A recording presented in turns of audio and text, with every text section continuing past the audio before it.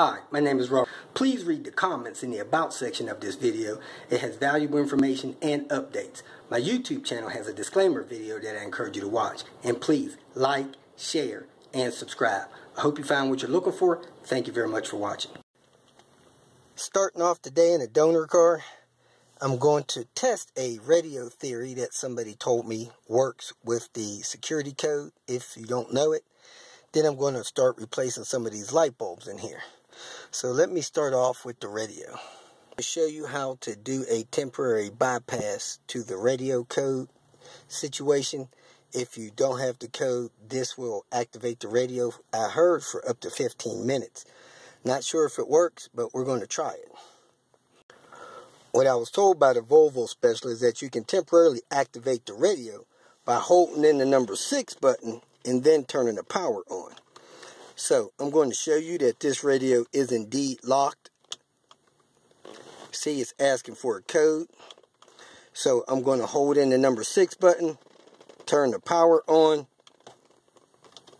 and it's supposed to activate the radio for 15 minutes. And there it is. That does work. So there you go. You can bypass it. My understanding is that only works 5 times or something like that, and then it will no longer let you bypass it like that. But this is a good thing to do if you're trying to purchase a used radio. Test it, make sure it works, getting one out of the salvage yard or something like that. So it's the security code bypass. It's only good for, I think, up to 5 tries, and it'll only activate the radio for up to 15 minutes. Alright, running through a couple features, making sure the radio works.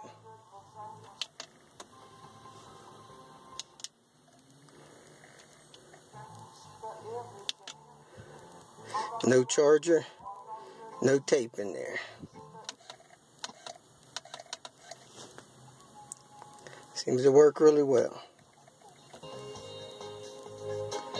I do need to get a tape adapter and check that out. Helping my mechanic buddy with some stuff today. We got a 01 S40. It's having intermittent power loss issues. We looked down alongside the battery and we noticed that ground is rotted away. It's got a short lead here that attaches into the airbox, a longer lead that attaches on the transmission, and this cable is rotted out and destroyed. So we're going to replace this cable on this S40. If you find the cable burn up like that, it's best to strip all of the insulation off of it and find out how much of the cable is bad, how much is good. If you can get quick access to an entire cable, just do that. But if you have the cable and the proper crimps that you can repair this, you can cut off the bad part and crimp in some nice fresh wire. So as you can see, we probably got an inch or 2 missing from in between here, and then you got another 3 inches bad there, another 3 inches or 2 inches. Heck, some of that's even burnt going up there. When wires start fraying, it starts overloading the rest of it, so you gotta really check it out good. This ram up on the left, checking the pads, tell you how to check your tires for serviceability. One mistake, very common mistake people make is, all because they still have tread, they believe the tires are still good. But you have to check the sidewall and the date on the tires. Depending on the quality of the tires, they'll last a little bit longer. But as you can see on this tire, it has cracks along the sidewalls close to the rim. And there's micro cracks going out on the sidewall. That tire is not far from exploding. Also, you look at the date on the tire. As you see there, 04/11.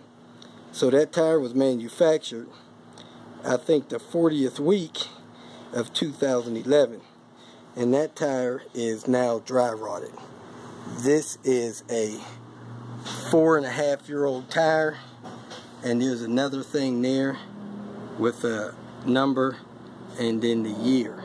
So this tire needs to be replaced before it blows. Always look at the dates on your new and used tires. Some places that sell tires new, they have an old date on them. That's why they have them marked down. So be careful with that. So basically, these tires are dry rotted. When you get a tire that's dry rotted, they're 4+ years old. The cracks are forming on the sides and sometimes in the corner of the treads. These tires are also kind of slippery in rain. So even though it has some tread, they still don't grip like rubber do when they get wet. So it's best to replace them, and by no means buy used tires that are old, outdated. I wouldn't buy a used tire that's more than 24 months old. On this Ram truck, the owner felt some grinding. The grinding is actually this right front passenger wheel bearing. You can hear it popping. Also, he's got an upper tie rod ball joint that's bad. The boot's bad, and when I lift up on it with 2 hands, it actually vibrates and moves in there. And a heavy-duty truck like this should have no ability for you to move any of that stuff by hand. On this 2003 Chevy Malibu, we're going to replace the lower radiator hose. The upper radiator hose is on the driver's side.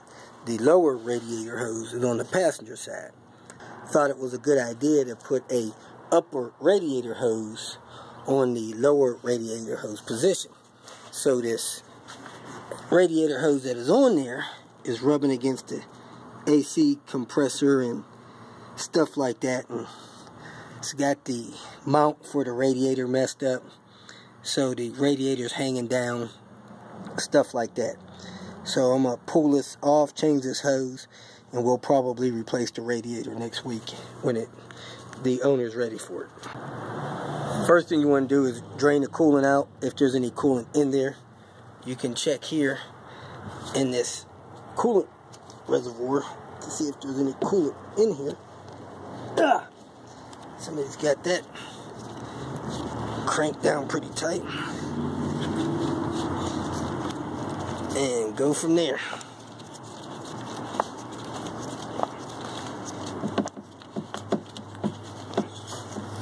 If you feel that this information was useful, please like it and share it with your social media friends. You can subscribe to my channel so that you will get notifications of future videos that I post. You can follow me on Twitter, and if you need to contact me directly, please visit my website. And if you have any questions, leave them below, and someone or myself will reply to them. Again, thank you very much for watching.